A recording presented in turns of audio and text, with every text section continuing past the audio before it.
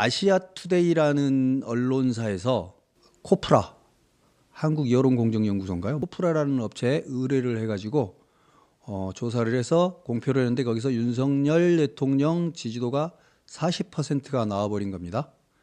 윤석열 대통령 지지도가 40%가 나왔어요.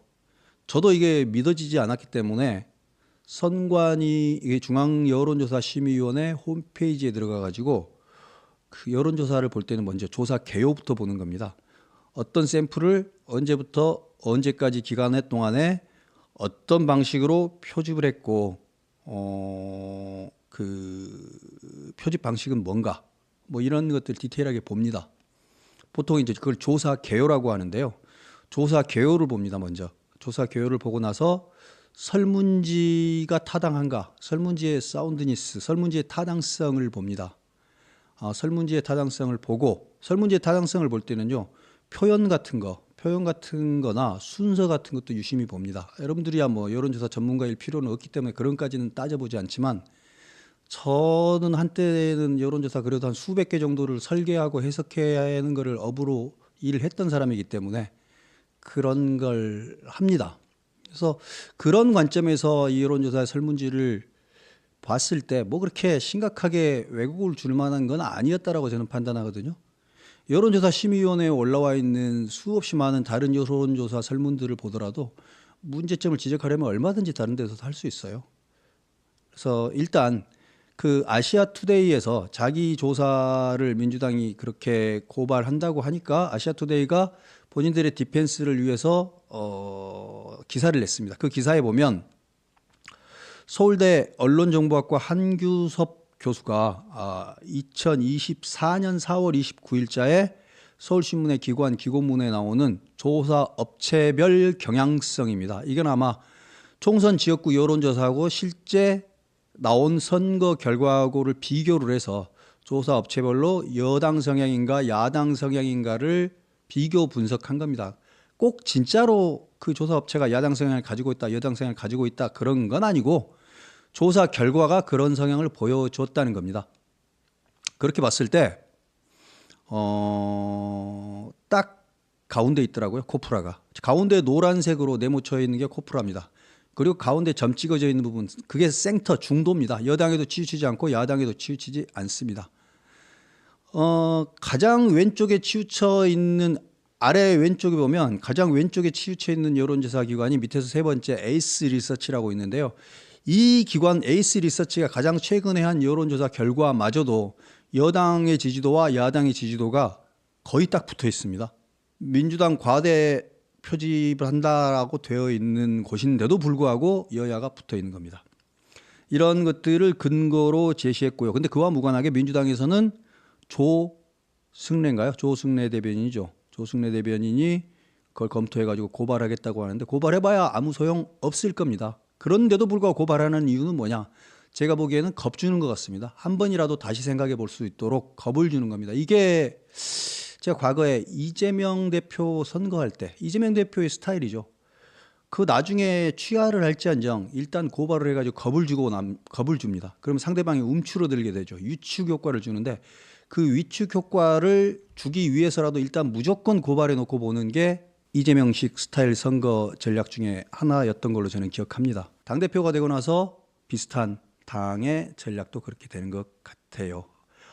그 여론조사 꽃은 제일 밑에 저 표의 제일 아래에 있는 쪽입니다. 점이 가장 왼쪽에 찍혀 있는 겁니다. 즉 가장 민주당 과대 추정, 민주당에 대해서 지지도가 더 높게 나오는 여론조사 기관이 여론조사 꽃인 겁니다.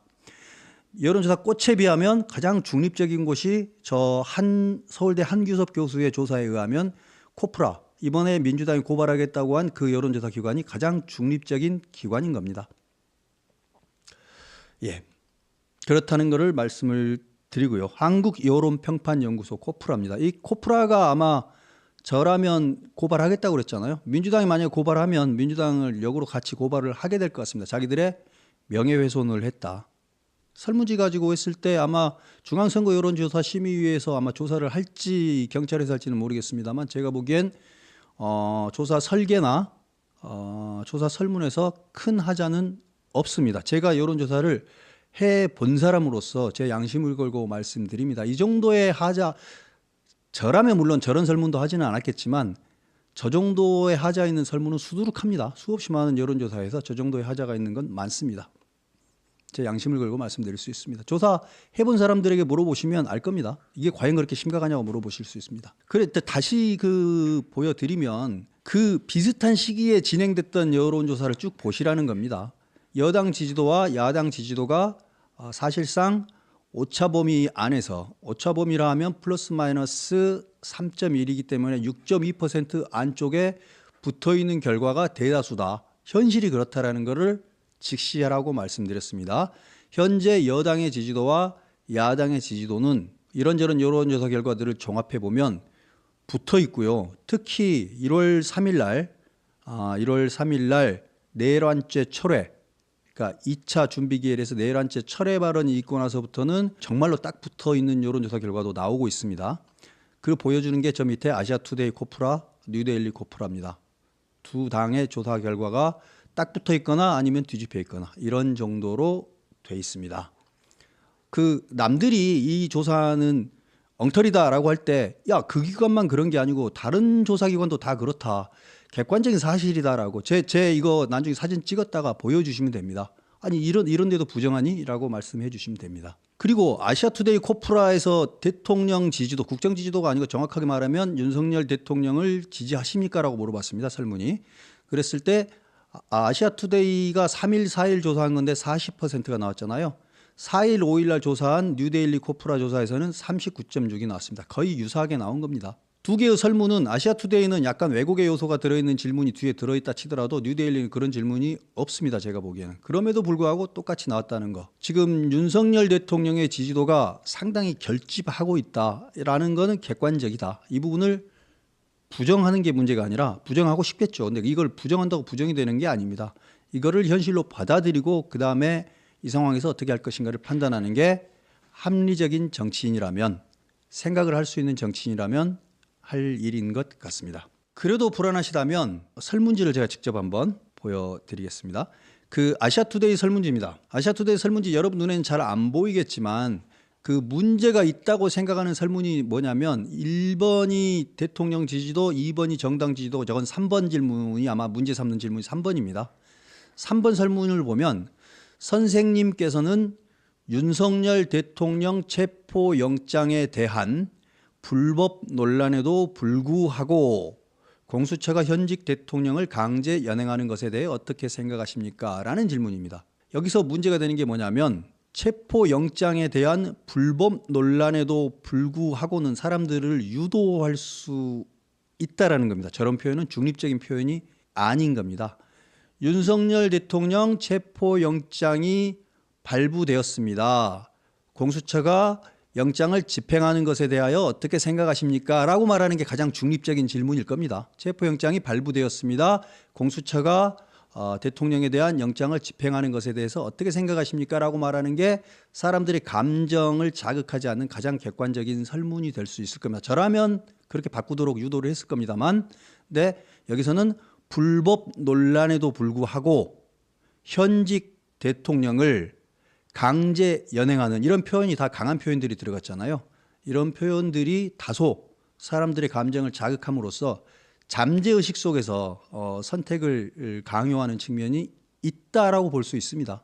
분명히 문제 있습니다. 만약에 제가 가르치는 친구가 저렇게 일을 했다면 저는 설문을 바꾸라고 말을 했을 겁니다만, 그럼에도 불구하고 이 정도의 바이어스라고 하는데요. 이게 우리말로 하면 왜곡인데, 그러니까 조사 결과에 왜곡을 줄 수 있는 설문지 바이어스라고 합니다. 퀘스처네어 바이어스라고 그러는데, 이 정도의 퀘스처네어 바이어스를 가지고 있는 조사는 선관위에 등록되어 있는 것들 중에 상당히 많습니다. 어떤 걸 가지고 와도 저도 거기에 설문지 바이어스가 있네라고 지적해 줄 수 있습니다. 심지어는 순서 바이어스도 많습니다. 정당 지지도를 정책을 쭉 물어봐 놓고 정당 지지도를 제일 마지막에 물어보는 경우에 정당 지지도에 왜곡이 들어가겠죠. 그다음에 질문을 너무 많이 물어봤을 경우에는 인내가 있는 사람만 끝까지 응답을 할 것이고 인내심이 없는 사람은 중간에 끊어버립니다. 그 말은 무슨 말이냐면 나는 누구를 지지한다라는 말을 꼭 하고야 말겠어라는 강한 결심이 있는 사람만 남기고 약한 지지층들은 떨구어내는 그런 효과도 있습니다. 정당 지지도 질문을 10개, 20개를 하게 되면 이런 여러 가지 요소들이 왜곡을 불러일으킬 수 있습니다. 물론 이론적으로 그렇다는 말입니다. 근데 이런 여러 가지 것들을 감안했을 때 제가 볼 때 코프라 아시아투데이 여론조사 결과는 그렇게 심각한 왜곡 요소는 없다. 더구나 비슷한 시기에 조사된 결과도 유사한 결과를 설문지는 다름에도 불구하고 유사한 결과를 보여주고 있다. 뭐 이런 것 정도는 말씀하실 수 있을 것 같아요. 이게 뭐 뉴데일리 설문인데요. 그 다음 날 조사된 건데 여기서도 대통령 지지도가 39.6 나왔었고 여기 설문은 왜곡의 요소는 더 없습니다. 그리고 더 결정적인 건 오늘 보도된 겁니다. 오늘 보도된 게 한길 리서치입니다. 한길 리서치면 뭐 야당 편향이라고 말할 수도 있습니다. 민주당 편향이 더 강한 기관일 수도 있습니다. 굳이 말하자면 거기서 정당 지지도가 더불어민주당 37%, 국민의힘 36.3% 동률입니다. 통계적으로 동률입니다. 오차범위 안에 들어있는 0.7% 차이는 저건 차이로 읽는 게 아니고 동률이라고 읽는 게 맞습니다.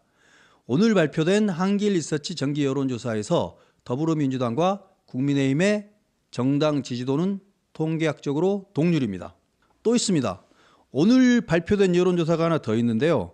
오늘 발표된 여론조사는 뭐 문화일보에 보도된 여론조사인데 여기서 윤석열 대통령의 지지도가 36.9%를 기록해가지고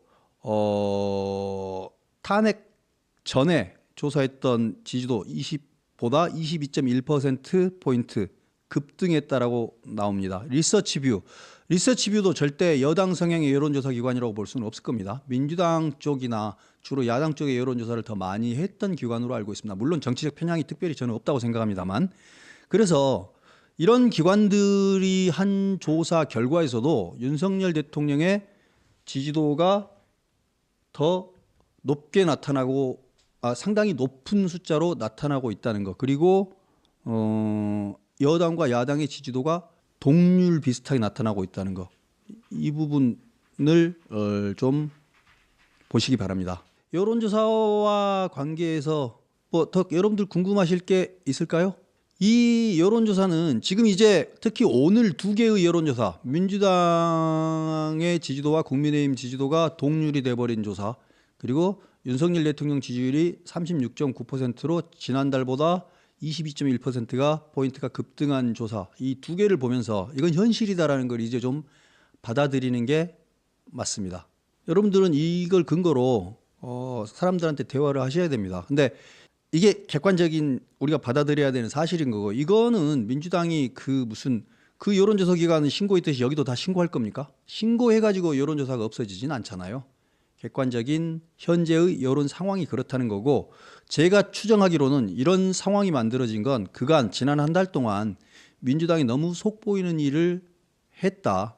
존재하지도 않는 내란죄를 가지고 내란죄 8일을 하면서 자기들이 내란죄 가지고 탄핵 소추안을 냈으면서도 불구하고 정작 탄핵 심판에서는 내란죄로 다투지 않겠다라는 말을 함으로써 내란죄라는 표현은 과도한 선동이었다라는 것을 스스로 드러낸 꼴이 돼버려서 이 부분에 대해서 국민들이 당했다, 속았다라는 생각을 하시는 국민들이 많이 생겼고 분노했고 그래서 결집하는 여당 지지층들이 많이 있는 것도 사실인 것 같습니다. 민주당이 자승자박입니다. 자기들이 과하게 선동을 한 번 선동한다고 끝까지 선동을 할 수 있겠습니까? 사람들을 속여가지고 표를 언제까지 얻을 수 있겠습니까? 속이는 게 중요한 게 아니고 잠깐 선동하는 게 중요한 게 아니고 진실한 태도로 팩트로 진실로 그걸로 승부를 했어야 됐는데 제가 보기에는 민주당이 과도한 선동을 하다가 자승자박하는 결과를 만들어냈다는 생각이 듭니다. 가인님, 우리나라에는 공산당이 공식 정당으로 없습니다. 공식 정당으로는 공산당이었기 때문에 공산당이 싫어요라고 말씀하실 필요 없습니다. 대한민국에는 공산당이 등록된 정당으로 존재하지 않습니다. 뭐 사회주의 계열의 정당들이 없다고는 말 못하겠는데 그렇다고 해서 현재 존재하는 민주당이 무슨 사회주의적인 이념을 가지고 있는 정당은 전혀 아닌 것 같아요. 제가 보기에는 민주당의 현재 하고 있는 행태만을 놓고 보면 민주당이 공산주의와 가까운 게 아니라 제가 보기에는 민주당은 그냥 포퓰리즘, 선동주의 정당, 선동주의 정당 뭐 그런 생각 많이 듭니다. 선동주의 정당이고 1인 독재 정당 그런 거에 가까워지고 있는 것 같고 그런 정당이 지금 집권을 하려고 과도한 선동으로 나라를 흔들고 있다는 생각이 듭니다. 여론조사와 관계해서는 이 정도 설명드리겠습니다.